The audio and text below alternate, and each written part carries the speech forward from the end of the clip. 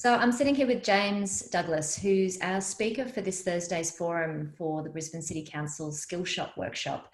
And James, I was just curious, we were talking a little bit about what you think is really important for people, not just business owners at the moment, to help them get really focused about what they need to do in this environment. What do you think? Well, I think, Amanda, it's a great opportunity for us to slow down a little bit and have a think about our pain.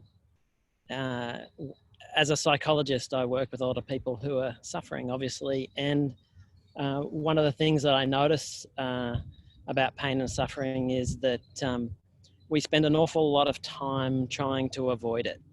And what I also notice in our pursuit of avoiding pain, we also often avoid achievement.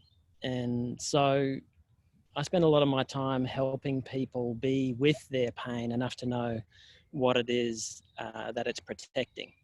And so I hope to maybe share some of those thoughts and some of the stories around what do we do with our discomfort and how we can really make, make the most of our discomfort rather than just trying to get away from it.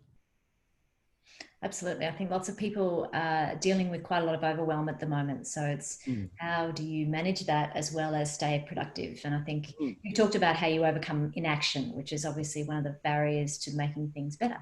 Well, that's exactly right. That's inaction is our ultimate strategy for avoidance of discomfort.